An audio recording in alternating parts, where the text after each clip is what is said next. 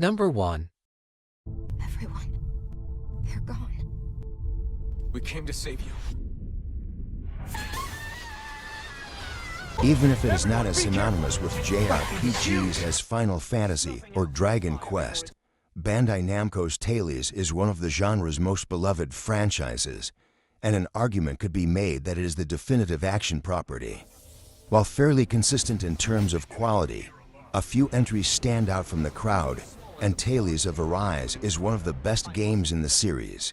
The 2021 release also serves as a great introduction to the IP, and since the story is not connected to any previous releases, newcomers can jump into this project without hesitation.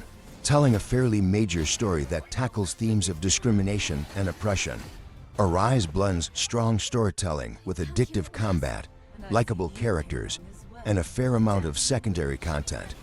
While the campaign is quite long, new settings and mechanics are introduced frequently enough to ensure things remain interesting throughout, and all the playable characters are unique and come with learning curves. Number 2.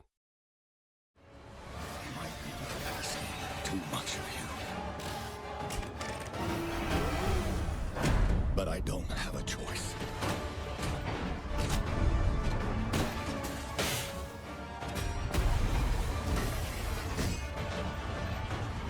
Only you can do this. Please, help me. Souls-like games belong to their own genre, but they still fall under the action RPG umbrella. Lies of P is an inspired take on the Soulsborne formula, even if its core mechanics do not stray too far from the beaten path. Cast as Pinocchio, players will find themselves exploring Krat, a gothic fallen utopia that has become overrun by deadly puppets who come in a wide range of shapes and sizes. Unlike some other entries in the genre, Lies of P has a fixed protagonist and does not offer too many customization options, at least not in the opening few hours. Players can select from 3 combat styles, and they unlock new weapons at a steady, but not overwhelming pace. Importantly, Lies of P nails its combat and enemy design, offering fast-paced and aggressive action that demands players master all the game's mechanics, particularly parrying.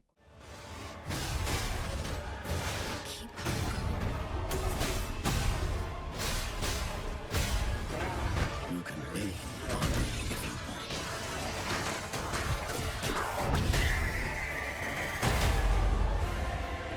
Protect.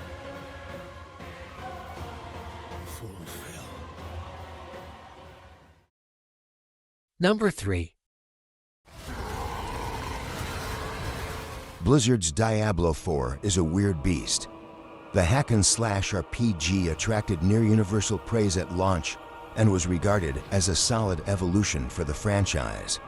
However, the game's reputation declined quite quickly after that point, with a few subsequent updates being viewed as a step back rather than a leap forward.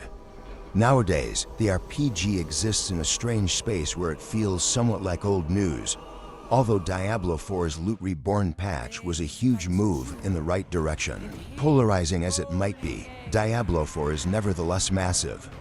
Except for a more expansive open world and a couple of touches, Blizzard's action RPG does not reinvent the wheel, instead opting to offer a straightforward combat loop.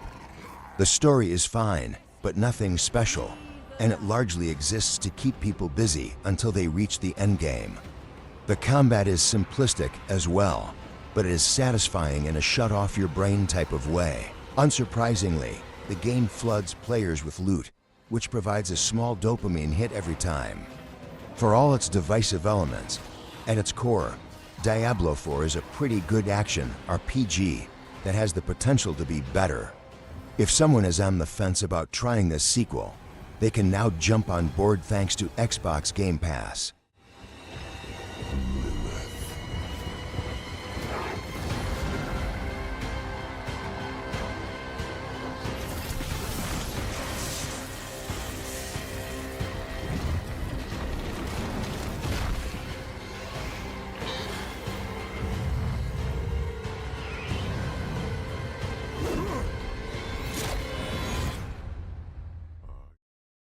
Number 4.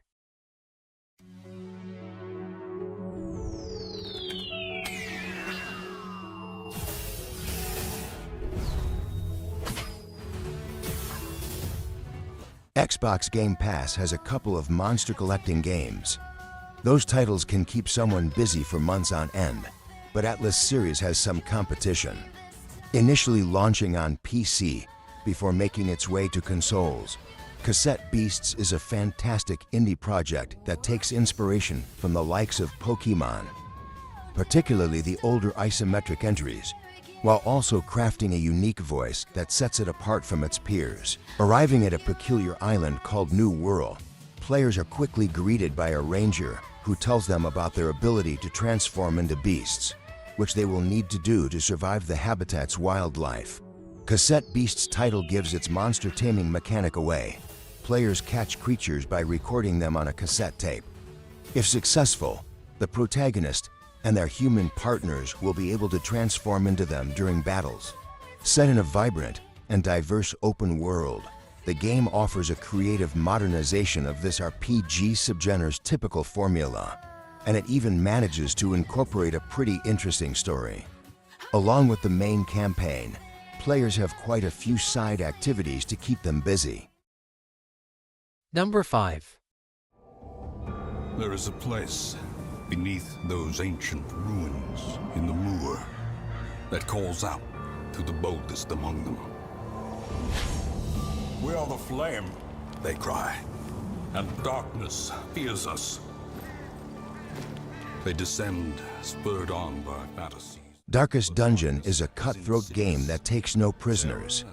Players inherit a mansion sitting on top of a strange dungeon, so they hire heroes to explore the creepy labyrinth within. Like most RPGs, these characters come in a variety of classes and can be leveled up. Unlike most RPGs, death is permanent in Darkest Dungeon. There's nothing quite as infuriating as watching a powerful hero meet their maker, never to be seen again. Red Hook's game uses a turn-based combat system that centers around parties of 4 characters. While exploring the dungeon, players have to monitor the hero's stress levels along with a myriad of other mechanics. It is quite a challenge. Number 6.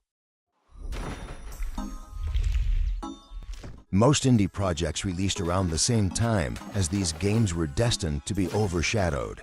And that's without even mentioning Armored Core 6 and Lies of P. Therefore, the fact that Sea of Stars still managed to make a splash speaks to its quality. Inspired by 90s JRPGs, Sabotage crafted a gem that pays tribute to its influential ancestors without fully anchoring itself to them. Set on an island, Sea of Stars follows two heroes tasked with defeating a spreading corruption. On the surface, this premise might sound generic, but it is all about the execution. Not only does the lengthy storyline take a few genuine risks as it progresses, but it is also packed with endearing characters and fun optional content. The turn-based combat system is pretty great too.